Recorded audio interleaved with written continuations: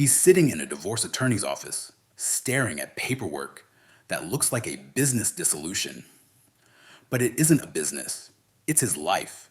20 years of marriage, 3 children, a home he worked for, a career he built under pressure, a body he wore down to keep everything running.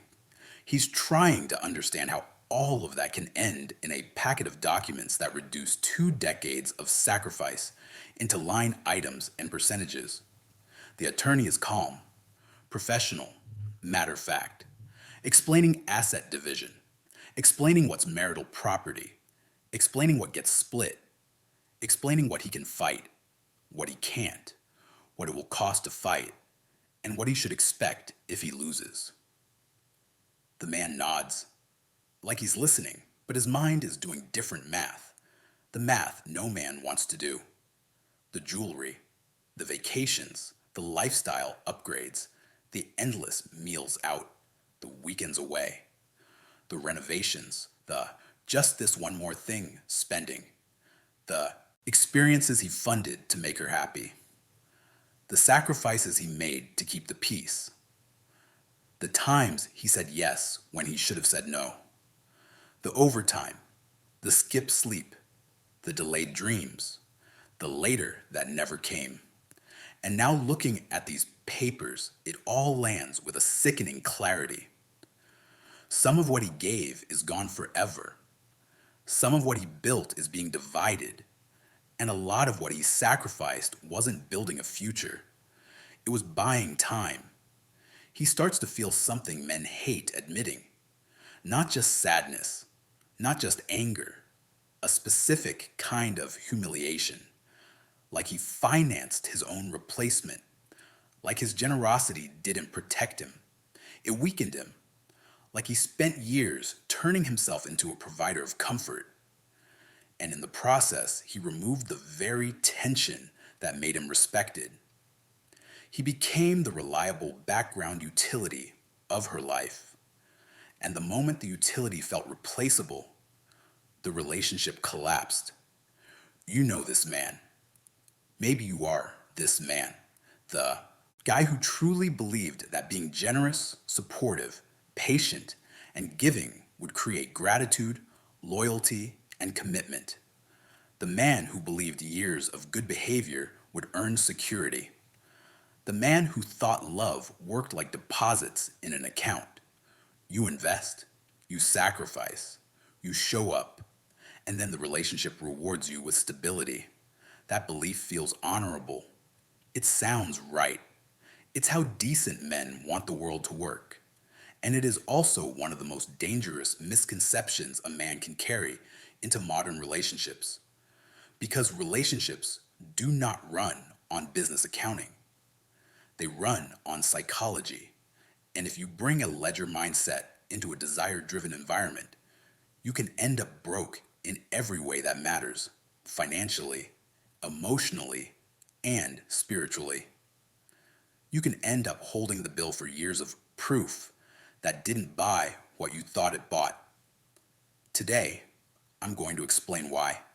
Not to turn you bitter, not to tell you to hate commitment, not to teach you manipulation, but to give you a framework that protects men from the mistake that destroys them. Confusing past, giving with future security. If you understand what I'm about to lay out, you won't become cold. You'll become smart. You'll stop buying stability. You'll start building it.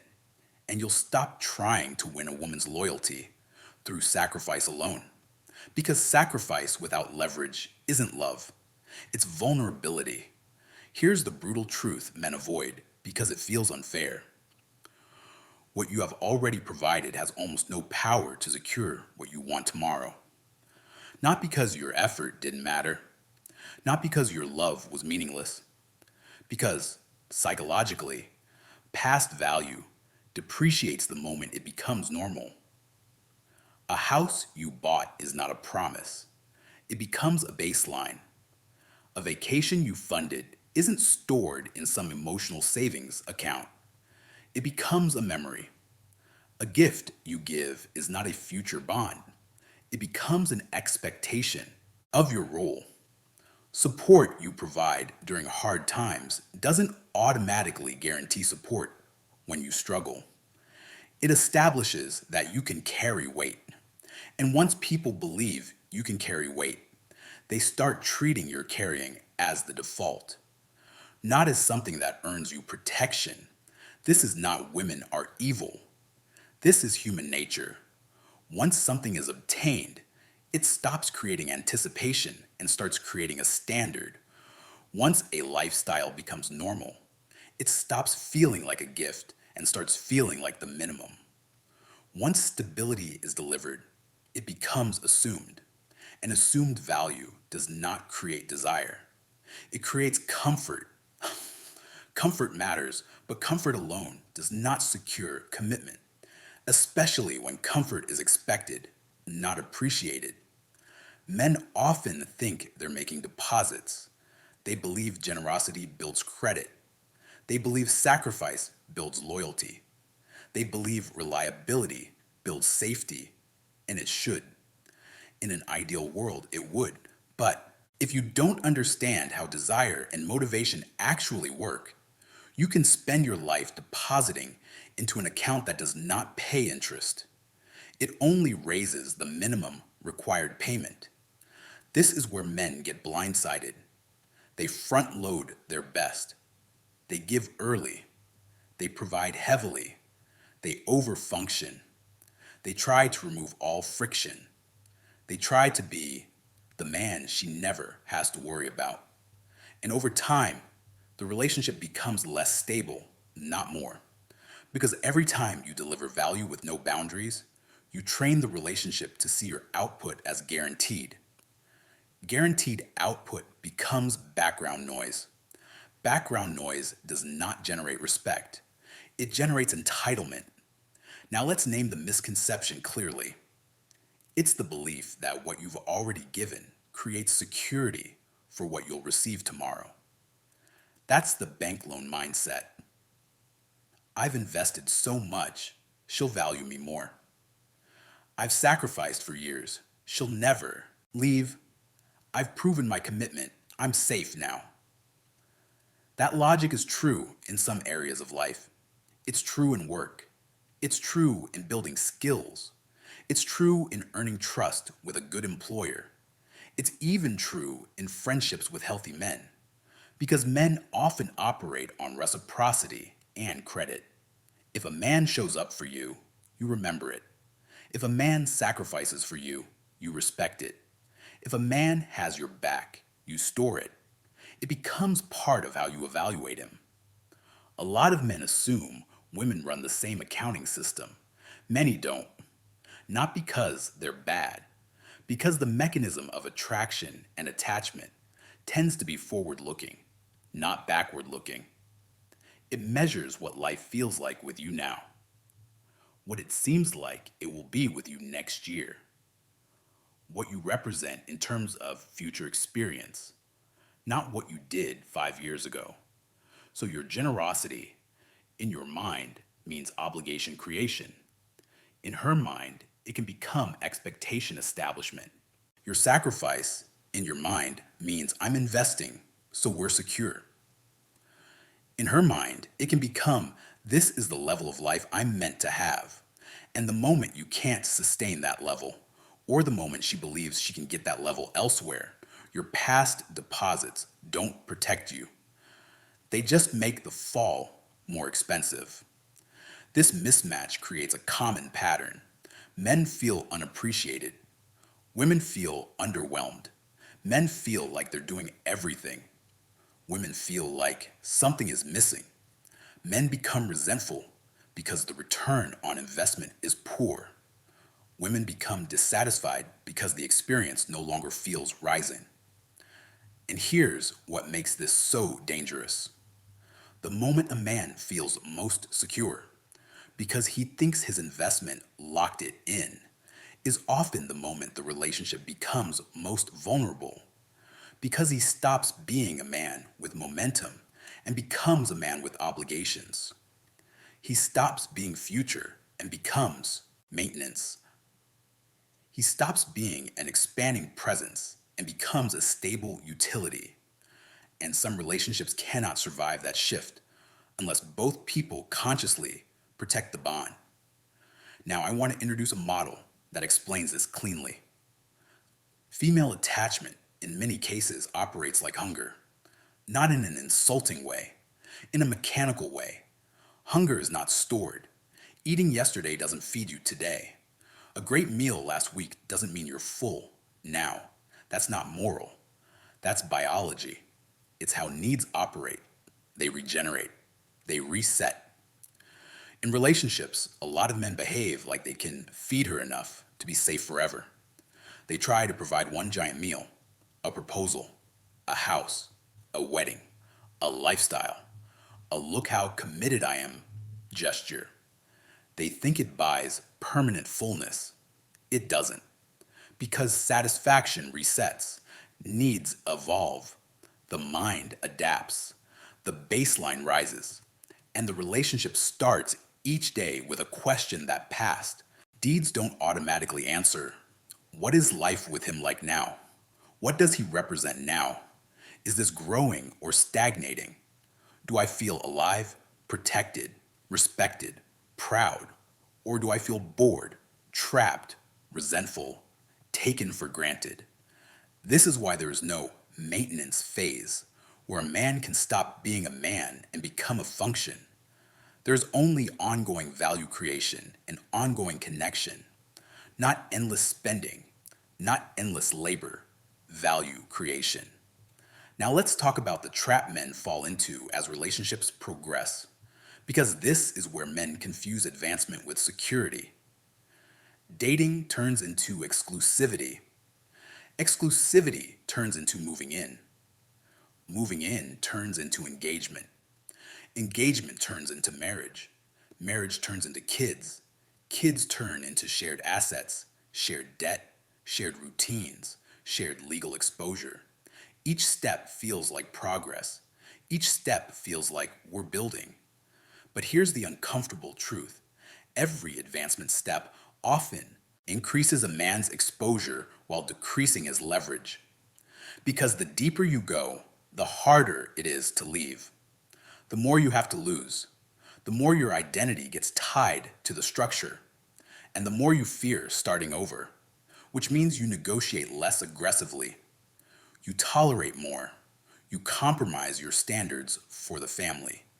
You accept disrespect because it's complicated. You keep paying because you're already in. This is what I call advancement addiction. Not because men love commitment, because they fear loss. They fear that backing up means admitting failure. They fear wasted years. They fear being judged. So they keep escalating, thinking escalation will make her calmer, kinder, more loyal.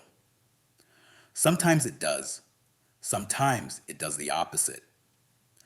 Because escalation can also communicate something dangerous. You will stay no matter what. And when someone believes you will stay no matter what, they stop managing their behavior. They stop respecting your boundaries. They stop fearing consequence. They stop protecting the bond because the bond feels guaranteed. And guaranteed bonds often get treated the worst. Now, in this environment, men make a second mistake. They confuse giving with leading. They confuse providing with being valued. They confuse sacrifice with being irreplaceable. But replaceability is not decided by how much you've given. It's decided by what you represent going forward. It's decided by your standards, your spine, your growth, your presence, your emotional discipline, your ability to walk away, and the quality of life you create. Not the receipts. Here's a framework that will change how you see everything. Relationship assets fall into two categories: secured assets and leverage assets. Secured assets are anything you've already provided that cannot be taken back. Vacations taken, gifts given, experiences funded, support you poured in, time you spent, problems you solved, all of it becomes history. It moves into the secured column. It may be appreciated, but it is not leverage.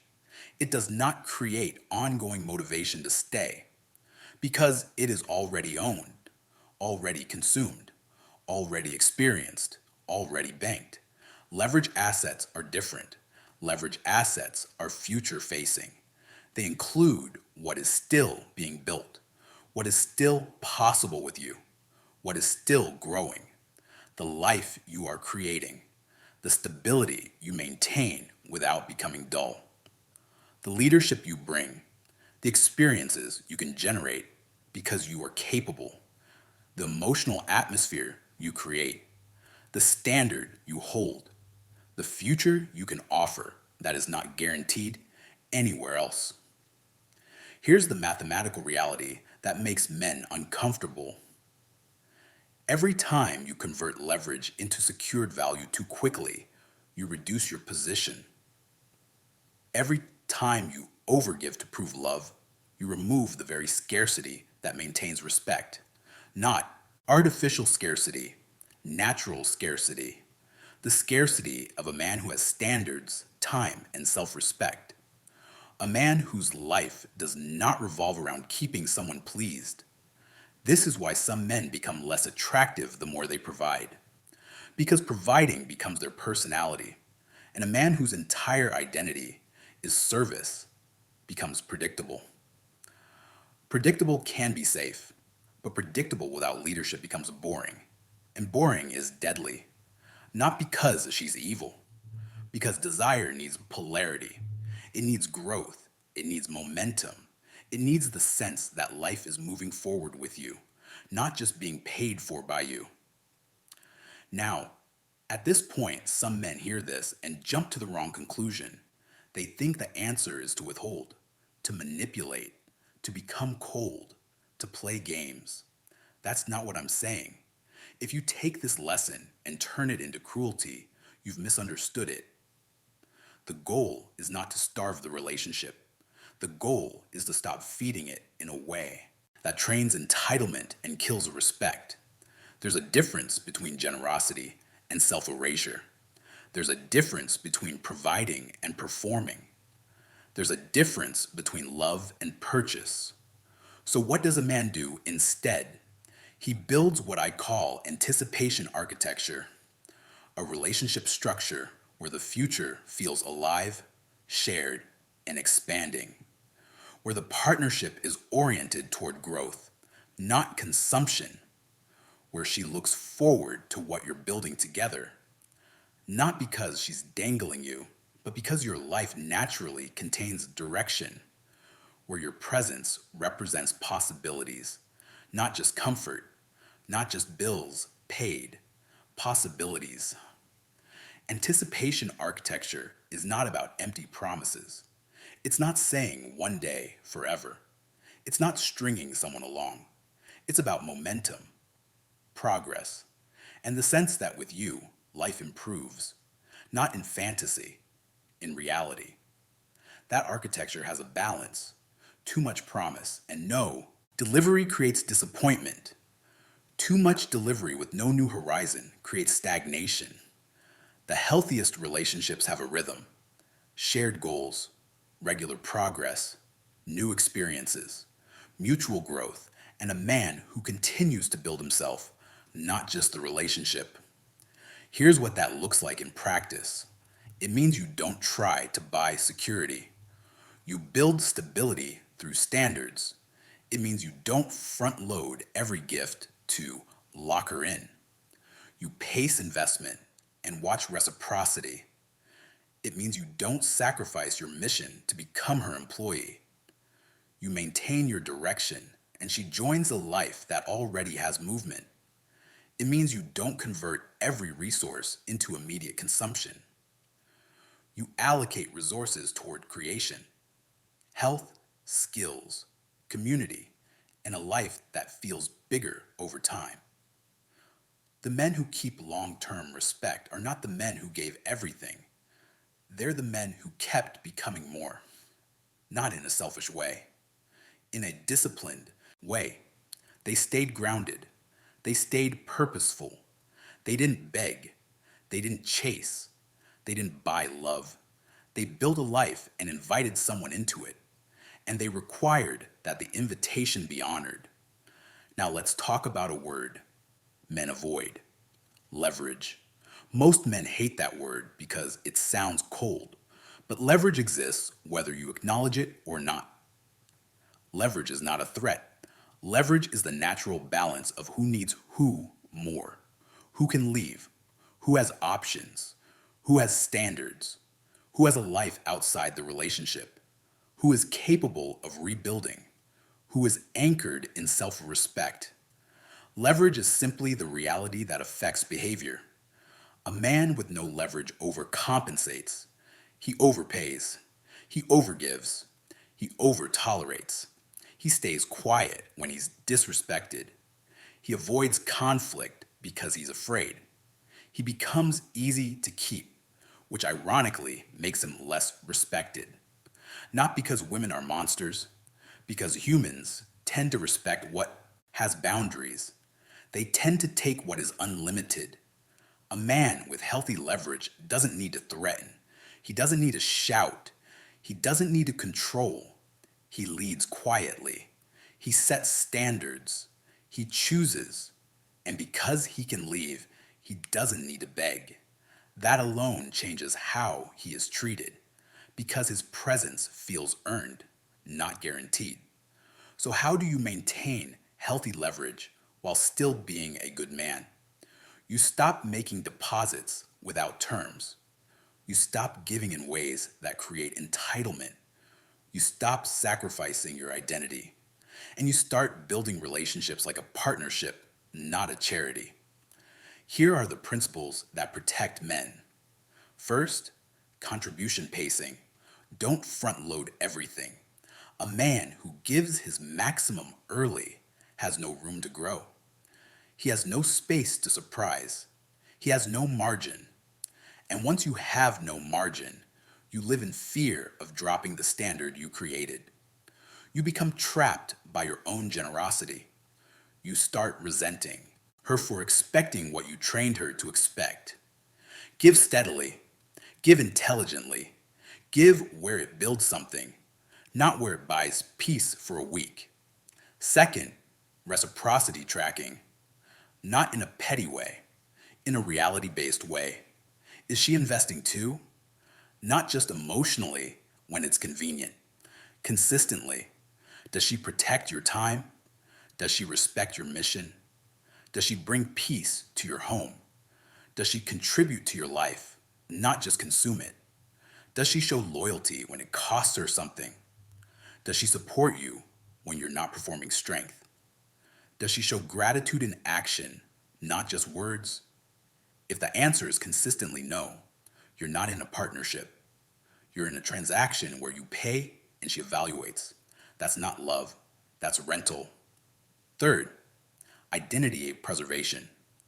A man who loses his identity loses his attraction. Not because women want chaos, because women want a man. A man has purpose, friends, standards, a spine, a world outsider. A man who abandons all of that becomes dependent. And dependence kills respect. It turns love into obligation. It turns intimacy into management. Fourth, capacity building. Your value must expand over time. Not just your income, your competence, your body, your emotional regulation, your social circle, your leadership, your ability to create experiences, your ability to solve problems without becoming bitter, your ability to be calm under pressure. The more capable you become, the less you need to prove yourself with desperate giving.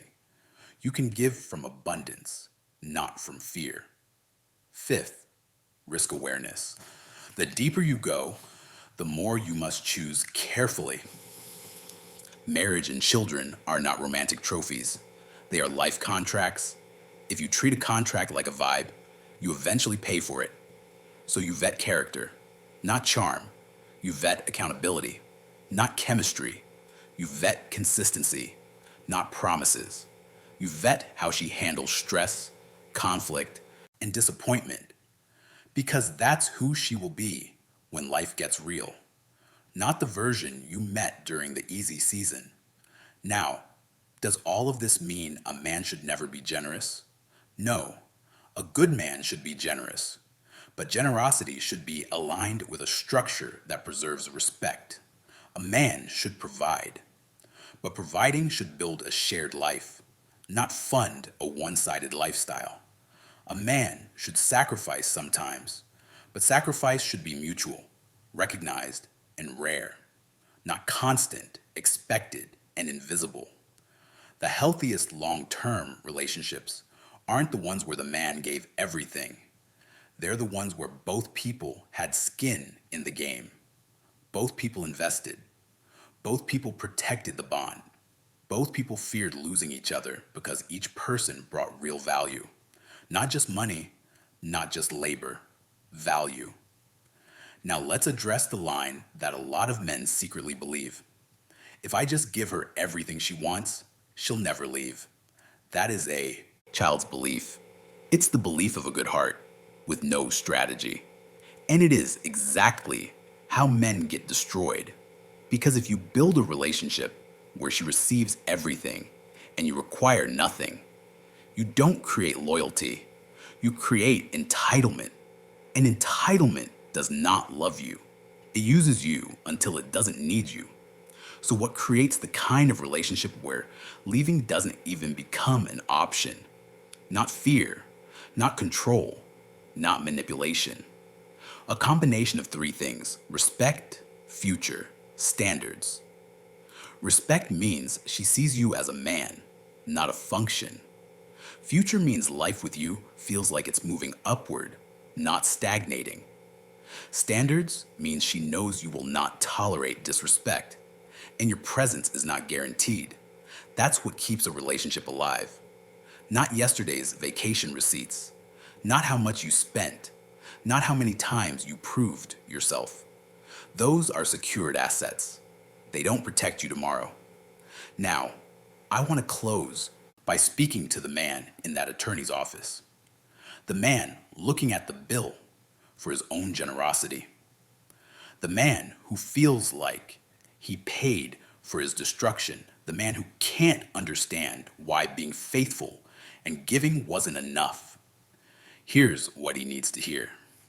Your mistake wasn't loving. Your mistake was believing love alone creates safety. Your mistake was thinking sacrifice buys loyalty. Your mistake was treating your effort like a contract when it was never negotiated like one. Your mistake was giving without requiring character. Your mistake was confusing being needed with being valued. If you're going to build something lasting, you have to stop thinking like a man trying to earn love through labor. And you have to start thinking like a man building a partnership with standards. A partnership where your contributions create growth, not entitlement. A partnership where your value is not just what you can give, but who you are. A partnership where you can be generous without becoming disposable. Because the man she doesn't leave isn't the man who gave her everything. It's the man who keeps becoming more. The man who builds a life that stays strong with or without her. The man who is calm, capable, and self-respecting. The man who offers love, but never sells himself. The man who leads, not performs. The man who gives, but doesn't disappear. The man who creates a future, not just pays for comfort. The man who is a partner, not a resource. That's not manipulation. That's maturity. That's how you build something that lasts. And more importantly, that's how you protect a man's life from being turned into a cautionary story. If this hit you, you already know why. You've seen it. You've lived pieces of it. Or you've watched someone you respect pay the price. And if you want the simplest test for whether you're in a partnership or an extraction agreement, it's this. When you stop providing extra, does the respect remain? When you set a boundary, does she honor it? When you say no, does she punish you? When you need support, does she show up? When you're not useful, does she still treat you like a man worth loving? Those answers will save you years. They'll save you money. They'll save your health. And they'll save your future. Because the goal isn't to never love. The goal is to love intelligently, with your eyes open, with your standards intact, with a life that remains yours. That's how you win. Not by giving everything, by building everything right.